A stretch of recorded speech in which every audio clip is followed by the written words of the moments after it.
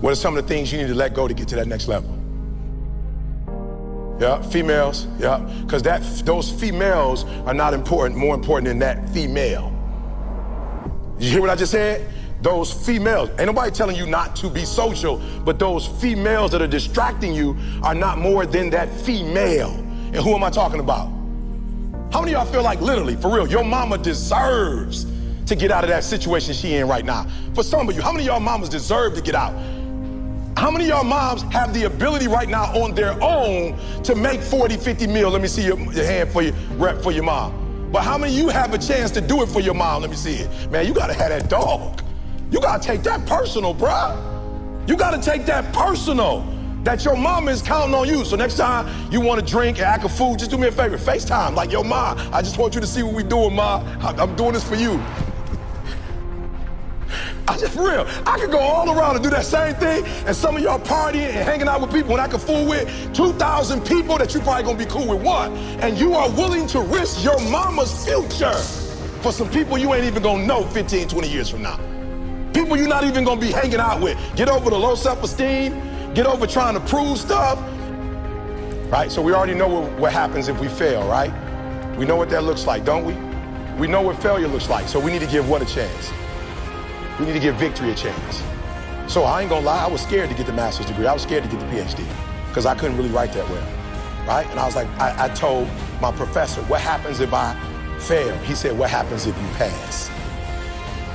I said, but what happened if I don't get it? What happened if I put in all these years and it don't work out? He said, but what happens if you put in all these years and you get it?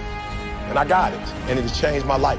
Doors have opened for me that couldn't open for me in education without my PhD.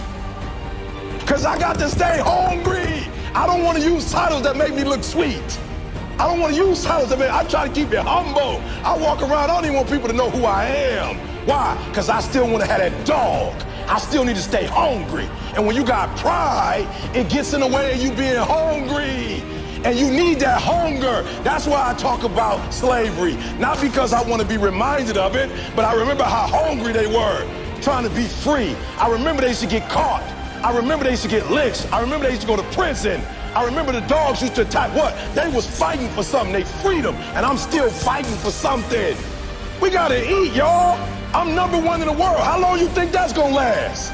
You think that's gonna last for 20 years? You think it ain't no kid out there watching me who gonna be better than me in the next year or two? You think I'm gonna be #1 forever? So while I'm #1, let's eat. While I'm #1, let's get every gig we can get. While I'm #1, let's do corporate, let's do NBA, let's do NFL, let's do Major League Baseball, let's do soccer. I got clients in every one. We gonna eat. And y'all do that little stuff about you gonna eat, but y'all ain't got no doggone motor. You get tired quick. You practice for 1 or 2 days, you wore out. You do a couple hours, you tired. But yet you competing against people right now, that's their lifestyle. And you think they about to let you take their lifestyle? What's gonna separate you from everybody else? What's gonna separate you from everybody else? What are you gonna do to separate yourself? Because a lot of you don't see that what's gonna take you to that next level that's gonna separate you from everybody else, because you gotta have something that separates you.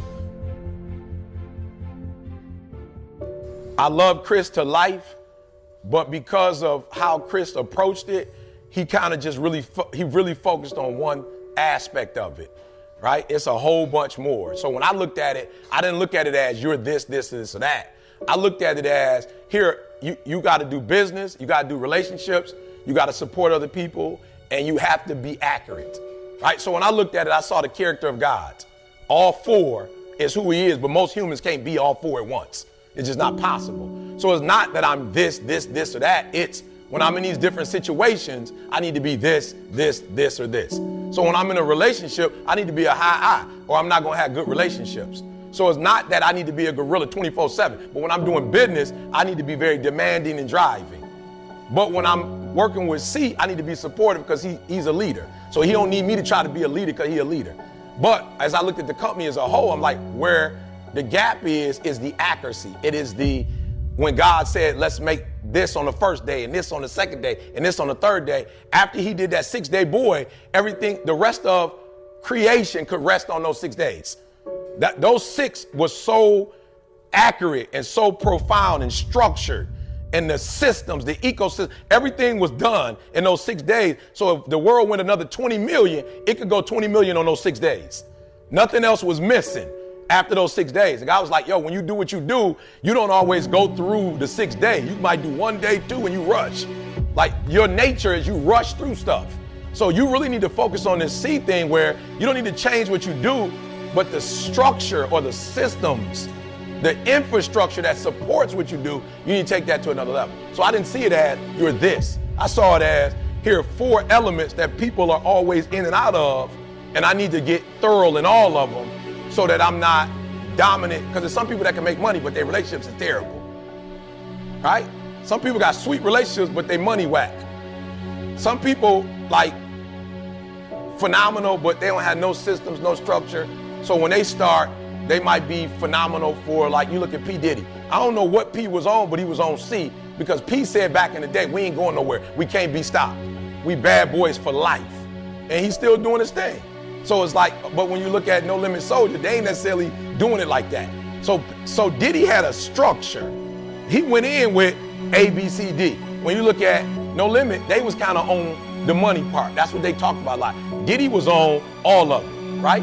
So I was like, this, got it. I need to get certified. I need to study it. I need to understand it. Every book that's out, and it's been out since 1928. Scientific is all get out. It's been out since 1928. And there are probably, what did he say yesterday? How many different variations are there? 1,200 variations. So there are these guys from John Maxwell to you name them. And the group that he focuses on is good. So I'm telling y'all, this thing is, so I'm like, let's go. All right. So then there's the attributes, right? Which is deep. And I learned in the attributes, there's some things that I learned about myself, some blind spots I learned about myself in the attributes, which is phenomenal. And then the values, of course, the values was deep, because then that showed me who to align myself with, right? And so then there are certain people that I realized were tools. Like I said, Anthony Flynn, right? Jamal was another person that I felt like I needed to work with. Moose and Preach kind of came in, and somewhere during that time frame, I was like, yo, I'm the #1 motivational speaker in the world, and I'm making $56,000 a month. Like, something wrong with that. Like, I'm not a rocket scientist, but I'm #1. I realized the systems was wrong. Something was wrong with the system. Nothing wrong with the people, but the systems were off. So I got Moose and Preach just because they both were high C's. That's what the disc told me. They high C's. They're structural people. That's how they think. So Moose came in, Preach came in, made some adjustments. What are the adjustments that you made? We're gonna go through this and stop questions, whatever. But I want y'all to see what has happened in my life since December. All from the tools. So I'm gonna ask you, what tools are you using? Like, what tools are you using to get better? Not you just self-assessing. Cause C said all the time, and yo, we really heavy on self-assessing. And I want y'all to see something. That's something that C put out, a mandate. How long ago was that mandate put out, C? 3 years ago. And I'm on it, y'all. It's not C saying it for y'all. Like, this is the boss. If the boss man say we focusing on self-assessing, how can I be a part of a brand and I'm not doing what he's telling us that we're supposed to be doing? So make sure your brand is in alignment. The stuff that you're saying, whatever you're saying is cool. It's your brand. We can't make up your brand for you. But make sure you're not saying it and you're not doing it. So for me, look who, Dan Gilbert used to say, we eat our own dog food. So I went to Ant, I went to Preach, I went to Moose. I didn't go outside the crew. I didn't have to go nowhere else to get this stuff. I went in-house and got it in-house, right? And got the information, everything changed, and guess what I had to do? What did I have to do to go from $50,000 to most months $300,000? What did I personally have to do?